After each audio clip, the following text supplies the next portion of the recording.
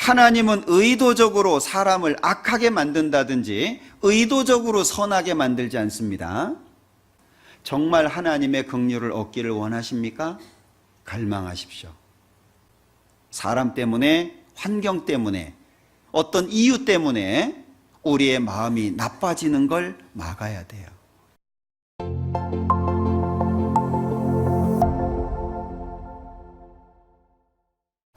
시편 66편 18절에 보면 내 마음에 죄악을 품으면 주께서 듣지 아니하시리라. 내 마음속에 죄가 있으면 하나님께서 듣지 않는다라고 말씀합니다. 나홈서 1장 7절에 보면 하나님은 자기에게 의뢰하는 자들을 아신다 이렇게 표현했거든요. 하나님은 자기를 의뢰하는 자를 아신다고 되어 있고, 역대하 16장에 보면 하나님의 눈은 온 땅을 감찰하셔서 전심으로 자기를 향하는 자를 위해서 능력을 베푸신다 이렇게 표현되어 있습니다. 자기를 의지하는 자를 아시고 감찰하셔서 자기에게 전심으로 향하는 자에게 능력을 베푼다고. 요한복음 4장에서는 참으로 예배하는 그 때가 오는데 신령과 진정으로 예배하는 그때 아버지께서 이렇게 예배하는 자들을 찾는다고 하셨어요. 결국에 하나님은 찾으시는 분이고 아시는 분이고 전심으로 자기에게 향하는 자에게 능력을 베푸시는 분이죠. 그래서 사도행전 13장에 보면 내가 이새의 아들 다윗을 만나니 내 마음에 합한 사람이다. 결국에 바로왕의 마음이 왜 강팍해 된 겁니까? 기본적으로 하나님을 모르는 사람입니다. 여호와가 누구냐? 나는 여호와 모른다. 우리 땅에 신 많으니까 그들 중에 하나 섬겨라. 그리고 이스라엘 민족을 압박하기 시작합니다. 결국에 하나님 앞에 좋지 못한 그 마음이 강팍한 상태입니다. 하나님의 경고를 받아들이지 않을 때 더 강팍한 쪽으로 나아가게 되겠죠. 자, 로마서 9장에 보면 이 바로왕의 마음, 이 바로왕이 강팍하게 됐다. 하나님께서 강팍하게 하셔서 강팍하게 되었다. 이걸 어떻게 이해할 거냐? 아주 중요한 단서가 로마서 9장에 있습니다. 로마서 9장 15절입니다. 모세에게 이르시되 내가 긍휼히 여길 자를 긍휼히 여기고 불쌍히 여길 자를 불쌍히 여기리라 하셨으니, 아까 말씀드렸습니다. 하나님은 주권을 갖고 계시다. 그 앞에 단서 붙이지 말라고. 색안경을 끼고 하나님을 보지 말라는 겁니다. 하나님 자체를 그대로 보라는 거예요. 하나님은 주권을 가지신 분이고 무엇이든지 마음대로 하실 수 있는 분입니다. 그런데 어떻게 움직이냐? 내가 긍휼히 여길 자를 긍휼히 여기고 불쌍히 여길 자를 불쌍히 여기리라. 그 다음에 18절. 그런즉 하나님께서 하고자 하시는 자를 긍휼히 여기시고 하고자 하시는 자를 강팍해 하시느니라. 그럼 강팍해 되는 이유가 뭐죠? 그가 하나님의 긍휼을 고대하지 않는 거예요. 하나님께로 가려고 하지 않는 거예요. 여러분들 복음서를 잘 읽어보십시오. 예수님께서 이 땅에 오셔가지고 많은 사람들을 고쳐주셨는데 그들 중에 상당히 많은 사람들이 이렇게 부탁합니다. 저를 불쌍히 여기소서. 계속 반복되는 게 불쌍히 여기소서. 원하시면 나를 깨끗게 하실 수 있나이다. 예수님 답이 뭐죠? 원하노니 깨끗함을 받으라. 하나님의 주권이 어떻게 움직여집니까? 긍휼히 여길 자에게 긍휼이 주어지는 쪽으로 움직인다는 거예요. 그런데 이 긍휼을 원하지 않으면 하고자 하시는 자를 강팍해 하시느니라. 그럼 사람의 마음이 왜 강팍하게 되는 거죠? 그 사람의 마음이 그쪽으로 흘러가고 있기 때문에 그런 거예요.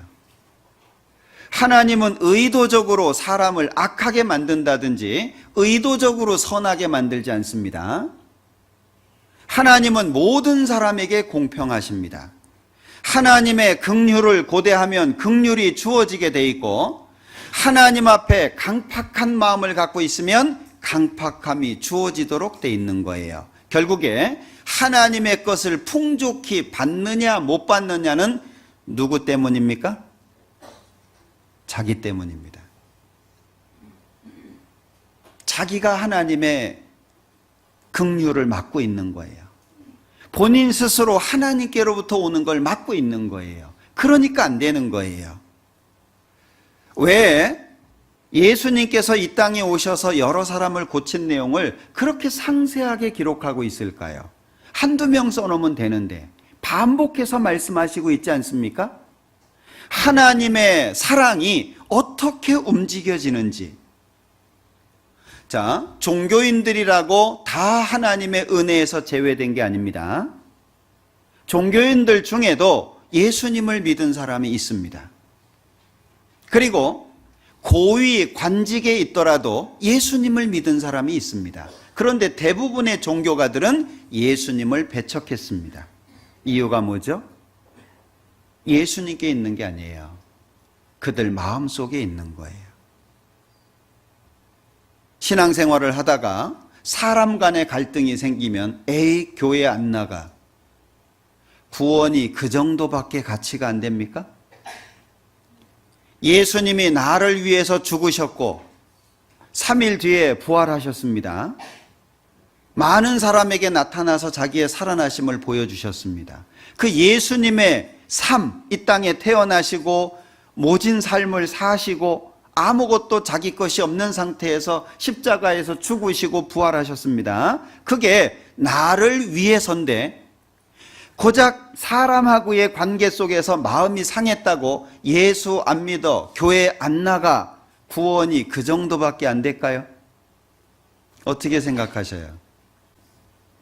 주님의 은혜가 얼마나 큰지, 주님이 나에게 거는 기대가 얼마나 큰지, 주님 앞에 나의 존재가 얼마나 귀한지 이걸 모르고 사는 거예요. 여러분들, 하나님은 사랑이시다 어떻게 받아들이십니까? 하나님은 사랑이시다. 그 하나님의 사랑을 요한일서를 읽어보면 죄인을 대신해서 십자가에 죽게 하시는 것으로 사랑을 보여주셨다고 말씀하고 있어요. 그게 사랑이에요. 죄인까지도 품을 수 있는 사랑.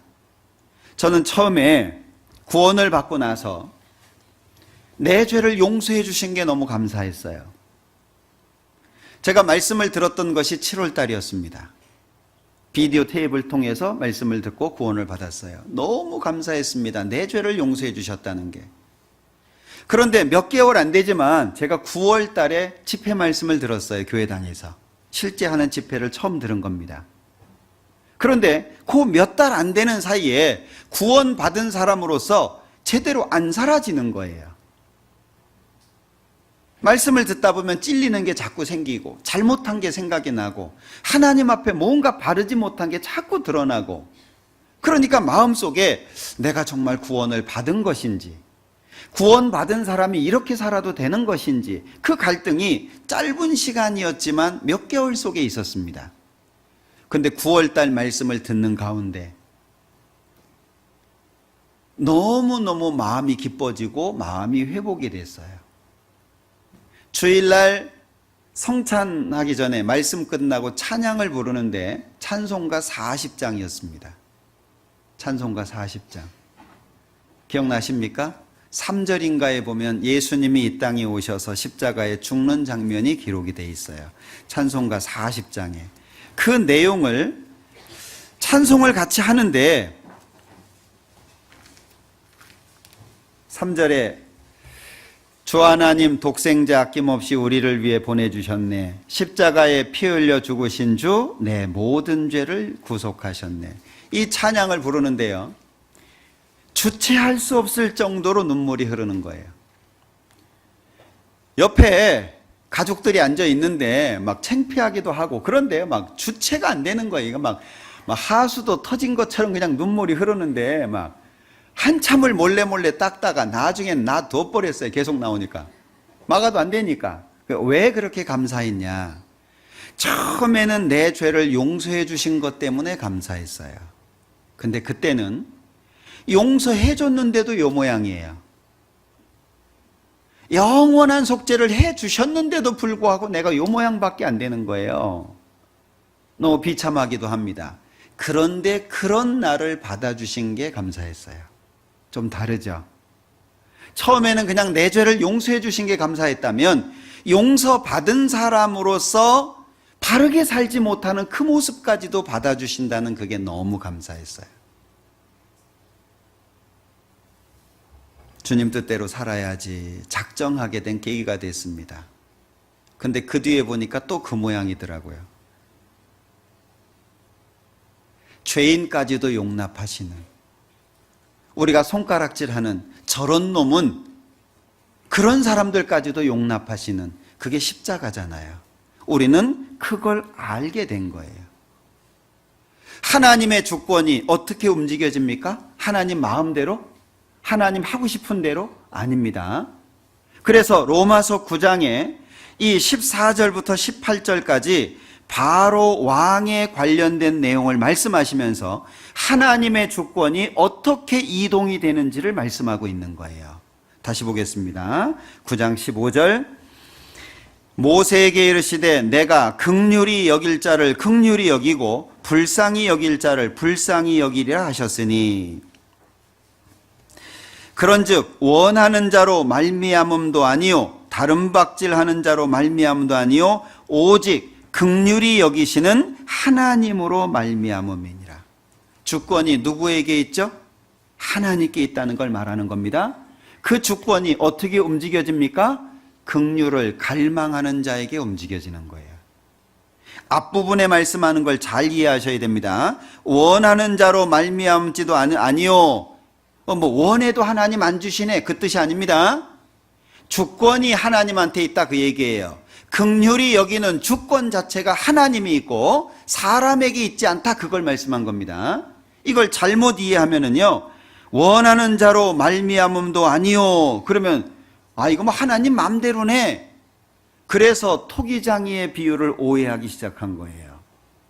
절대 그렇게 이해하시면 안 됩니다. 이것은 15절에 내가 긍휼히 여길 자를 긍휼히 여기고 불쌍히 여길 자를 불쌍히 여긴다. 주권이 하나님께 있는 것이지 원하는 자에게 있는 것도 아니고 다른 박질하는 자에게 있는 것도 아니고 오직 하나님께 있다. 그런데 그 하나님의 주권이 어떻게 움직여지냐? 18절. 그런즉 하나님께서 하고자 하시는 자를 긍휼히 여기시고 하고자 하시는 자를 강팍해 하시느니라. 하나님의 주권이 사람의 마음의 방향과 긴밀하게 연결되어 있다, 그 얘기입니다. 정말 하나님의 긍휼을 얻기를 원하십니까? 갈망하십시오. 하나님은 절대 거짓말하거나 우리를 실망시키지 않으십니다. 하나님의 은혜를 맛보고 싶습니까? 정말 그 하나님의 은혜에 젖어서 눈물을 흘리며 하나님을 찬양하기를 원하십니까? 그렇다면 눈에 보이는 이것저것 다 내려놓고 하나님을 바라보고 갈망하십시오. 그 소망이 반드시 이루어질 겁니다. 사람 때문에, 환경 때문에, 어떤 이유 때문에 우리의 마음이 나빠지는 걸 막아야 돼요. 저는 가끔 기도합니다. 하나님, 제 마음이 항상 하나님 앞에 좋은 상태로 있도록 붙잡아 주십시오. 왜? 잘 생각해 보니까 제 마음을 제가 붙들 수 있는 게 아니더라고요. 누가 노래하잖아요. 내가 왜 이런지 몰라. 자기도 몰라요. 자기 마음을 자기도 몰라요. 안 그러고 싶은데 그래요. 예? 부부 사이에도 좋은 말로 화해하고 싶은데 화해가 잘 안 되잖아요. 그죠? 좋은 말 한다고 했는데 성질 내버리고 뒤돌아서 가지고 아이고 이게 아닌데 내 그러려고 한 게 아닌데, 예? 그러잖아요. 그래서 전 가끔 문자를 보내거나 가끔 그러거든요. 할 수 없는 말을 할 수 있는 게 글이잖아요. 글. 예? 또 글은 일방적으로 내가 보낼 수 있으니까. 이 대화를 하다 보면은요, 한번 꼬이면 이게 회복이 잘 안 돼요. 그죠? 남편이 미안하다고 얘기하고 싶어요. 저기 있잖아. 그러면 이제 이쪽에서 받아주는 게 중요하잖아요. 있긴 뭐가 있어요. 그러면 이제 마음이 이제 바뀌죠. 그럼에도 불구하고, 그게 아니고 내가 미안하다고 얘기하려고 했어. 이러긴 정말 쉽지 않은 것 같아요. 네? 주님이 오셔서 변화되기 전까지는 그게 참 어려울 것 같아요. 서로의 마음이 잘 맞아야 될 거 아니에요? 그러면 이제, 됐다. 예, 생각하고 이제 말아버리기도 하잖아요. 그러니까 우리 마음이 참 어려운 것 같아요. 내 마음을 내가 어쩔 수가 없어요. 이걸 잘 못 잡겠어요. 그래서 자주 기도합니다. 하나님, 제 마음을 붙잡아 주십시오. 항상 좋은 상태로 있을 수 있도록 내 마음을 붙잡아 주십시오. 그 기도를 참 많이 하게 됩니다.